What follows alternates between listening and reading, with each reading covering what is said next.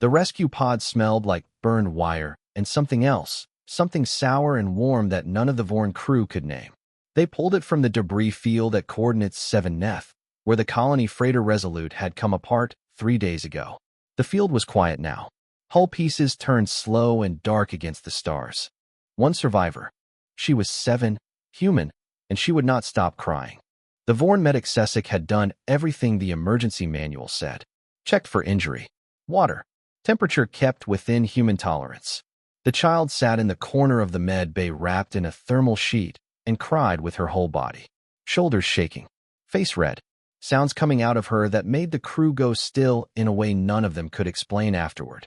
Vorn processed grief quietly, inwardly, over long stretches of time. This was something different. Loud and immediate, and with no off switch. Elder Sorith came down to the docking bay himself when the pod arrived at Station Orith. That was unusual. He stood in the doorway and looked at the child. She looked back through wet eyes. She was holding something. Cloth. Small animal shape. One ear torn off. She held it against her chest like it was the last solid thing in the universe. Sorith asked Sesek how long she had been crying. Since we found her, Sesek said. 72 hours. Her name was on her emergency ID band. Raya Doss. No surviving parents in the record. No reachable family contacts. Earth's communication lines were backed up because of the conflict in the outer systems. The nearest human authority was 11 days out and dealing with a supply blockade. They would take the child once things settled. That was the plan. Sorith put Tyvek on it. Tyvek was a mid-level coordinator. Organized, reliable, mildly unlucky. He set up a room on level 4, adjusted the lighting for human vision range, ordered food from what the station had in human nutrition stock, and printed a schedule. Raya ignored the schedule inside the first hour. She followed Tyvek. Everywhere. Down the corridor, into the logistics office, through supply sorting. She asked questions without pausing between them. What is that? Why is the floor this color? What are those lights? Where does that door go? Do you have a name? Is it hard to say? What does it mean? Tyvek answered each one because he had no idea how to stop. Third day, she found the maintenance drones in Bay 9 and named all 4. Bolt, Spin, Grub, Weird One.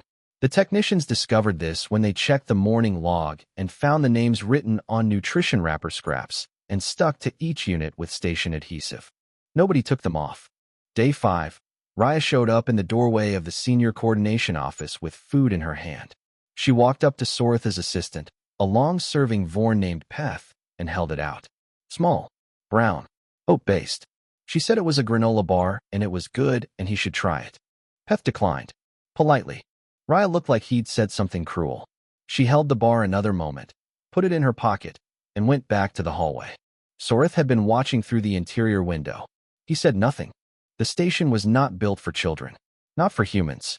But something was moving in the small routines of the crew, barely noticeable, decided by nobody in particular. People started nodding when they passed her. The level 4 food order was quietly expanded. Sesek left a second thermal sheet outside her door one evening and didn't log the delivery. Raya was learning. She picked up Vorn words faster than the translation device expected. She spent hours in the archive room with data tablets stacked around her, touching the text displays with one finger, sounding things out under her breath. She never slept with the lights fully off. Tyvek knew because the corridor sensor outside her room showed light under the door every night until the first shift started. He didn't mention it.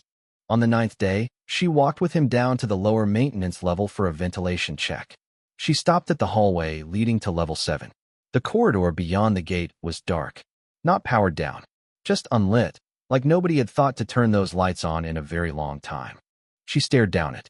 Why are those lights off? She asked. Nobody lives there, Tyvek said. She turned and looked at him.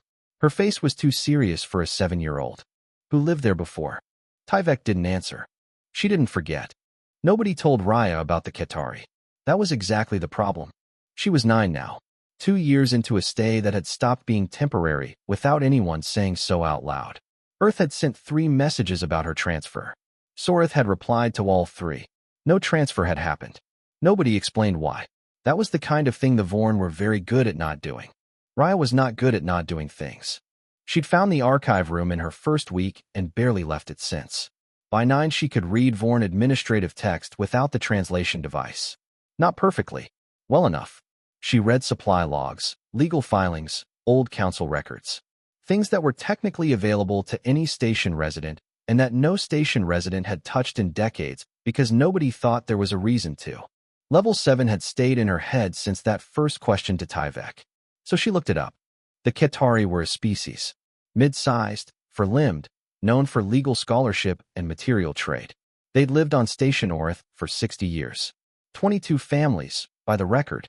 Then 30 years ago there was a dispute, a resource allocation argument between their trade delegation and the Vorn Council. The council voted to terminate the residency agreement. 11 days to leave. The record called it an administrative resolution. No follow-up. No mention of where they went. No record of anyone checking. Raya sat with the tablet in her lap for a long time. Then she showed up at her next education session and waited until Tyvek finished his prepared material, which he always did because stopping her had never worked. She put the tablet on the table and pointed. This was wrong, she said. Tyvek looked at the record, said nothing for a moment. She told him the Vorn Council had the right to make rules. She understood that, but making a rule didn't make it right. Removing 22 families in 11 days over a budget argument wasn't right, and 30 years of nobody talking about it didn't make it better. It made it worse. Tyvek said it was a complex political matter. Raya said she was 9 and she understood it fine. He filed his session summary, the same as always. Sorith read it that evening. Read it twice. 3 months later, a formal historical review of the Ketari expulsion was quietly commissioned. No stated reason in the paperwork. Tyvek found the filing on his desk and sat very still before signing it. He didn't tell Raya. She found out through the archive 2 weeks later. She didn't say anything to him about it, but she left a granola bar on his desk the next morning. He ate it and didn't tell anyone. Nessa arrived on the station around then.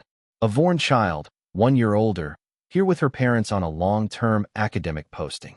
Serious face. Strong opinions about everything. She found Raya in the archive room one afternoon surrounded by tablets and told her immediately she was holding 2 of them wrong. Raya said she was reading them fine. Nessa said data orientation mattered for context indexing. Raya said she didn't care about context indexing. She cared about what was inside them. They argued for 40 minutes about Vorn historical record keeping. Then about whether the 3rd-level atmospheric recycler was causing the pressure headaches some residents had been reporting. Then about lunch. They ate it together and argued about that too. By the end of the week, they were inseparable. For Raya, it was the first time since the Resolute that someone had argued with her like she was a real person rather than a small, fragile thing to be handled carefully. Nessa didn't handle her carefully. She said when Raya was wrong and expected her to push back. Raya pushed back constantly. It was the best friendship she'd had, including the ones from before. The box in her room stayed the same. A photograph, creased at the corner. A badge she never said the name on out loud. Some nights she sat with them until the lights were very late. Those nights Tyvek made sure the corridor sensor outside her room was never flagged for the maintenance report. He never mentioned the light under the door. Then Nessa's family rotation ended and she was going home. Raya walked her to the docking bay and stood very straight, the way she did when she was working hard not to show something. Will I see you again? Maybe, Nessa said. Raya said that wasn't good enough. That evening she went to the communications room and asked the operator how the long-range array worked. The operator had known her long enough to just explain it. She started learning. Director Cullith had a file on Raya DOS. He had been building it for 2 years. He ran the Vorn Interspecies Oversight Bureau from Capital Station, and his job was to keep non-Vorn presences in Vorn space orderly, temporary, and categorizable. Raya was none of those things. She was 13, spoke 4 Vorn dialects, had read more Vorn law than most adult citizens, and had quietly kicked off the first formal review of the Ketari expulsion in 30 years. He sent a transfer recommendation to the Station Orth Council. Move her to the nearest human outpost. Proper procedure.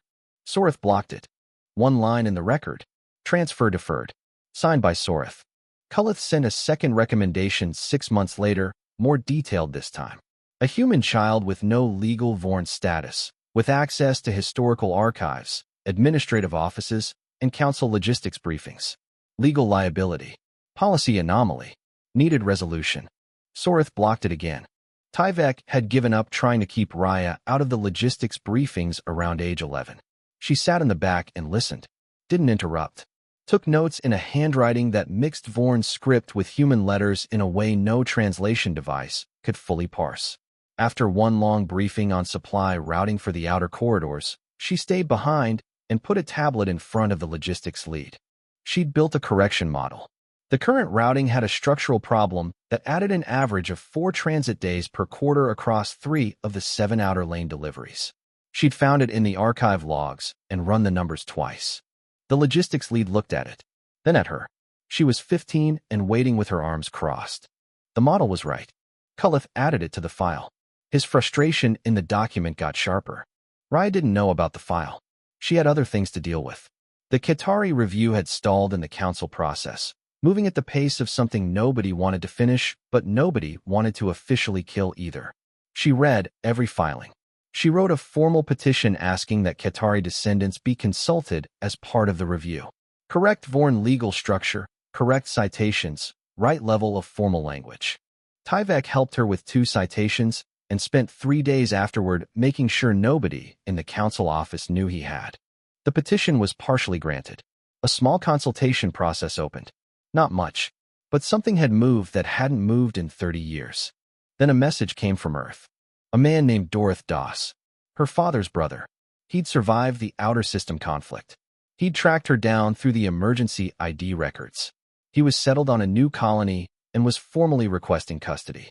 30 days to respond. She read the message 4 times the first night, then put it away.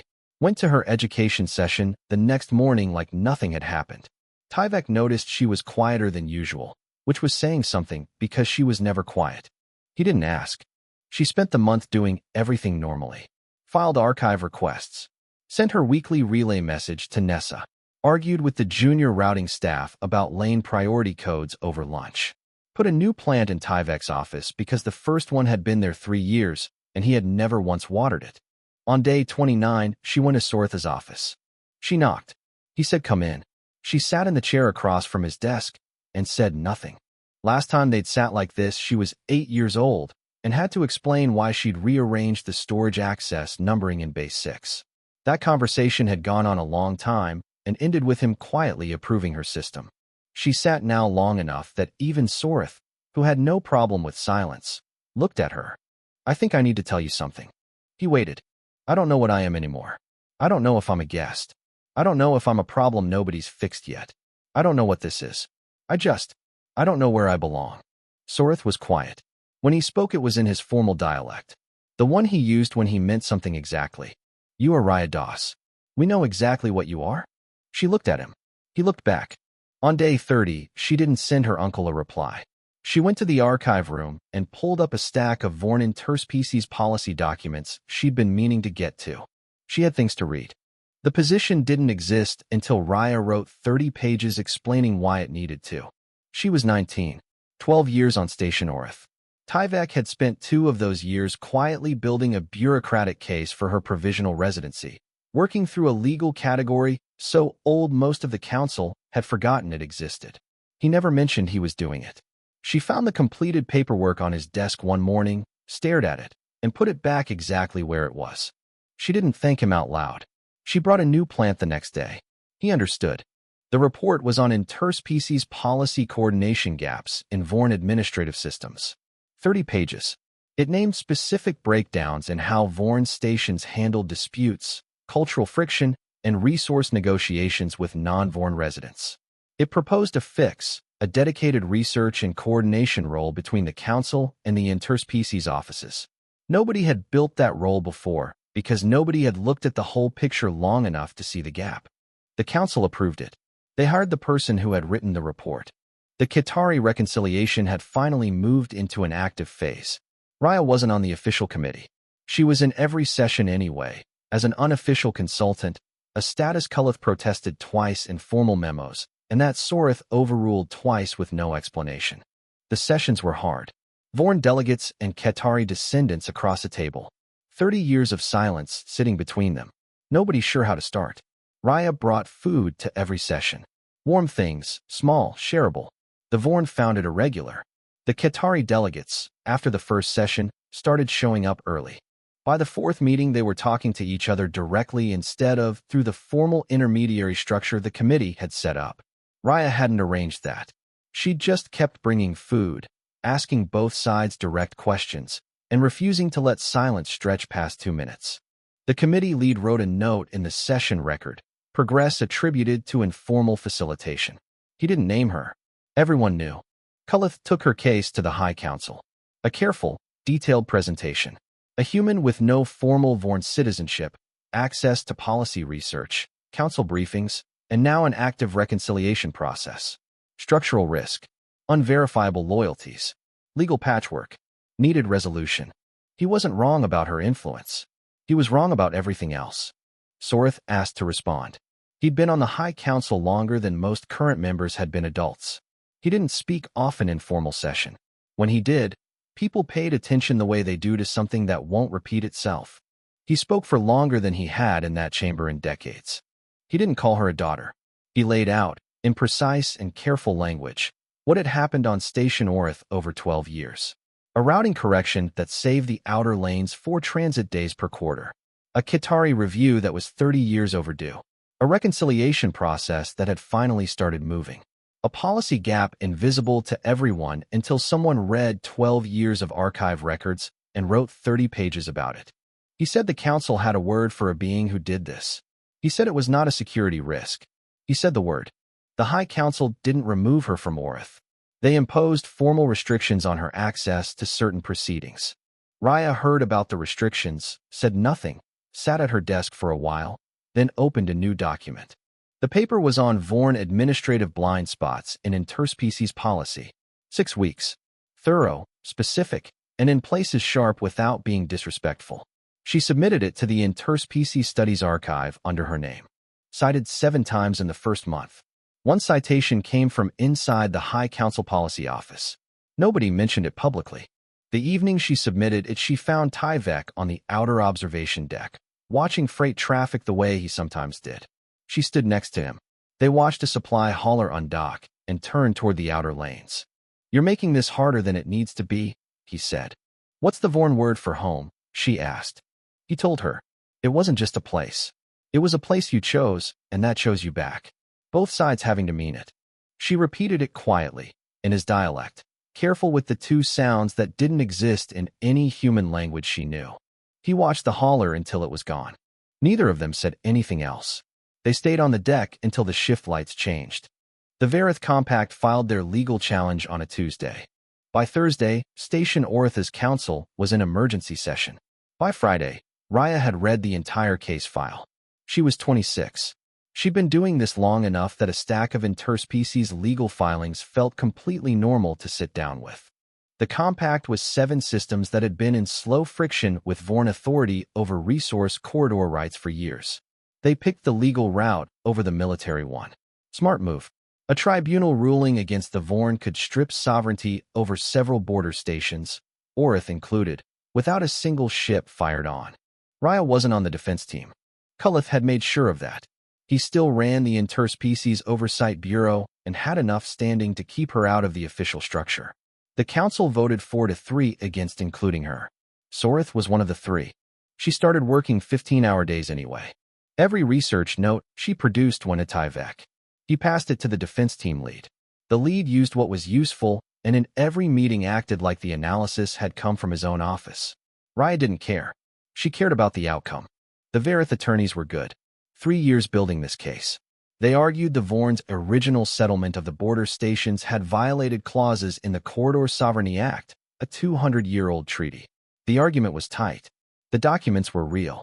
The defense team held through 2 weeks. Then the Varith lead introduced a second set of documents. Internal Vorn records from the original settlement period showing the council at the time knew about the treaty conflict and proceeded anyway. The defense team went quiet.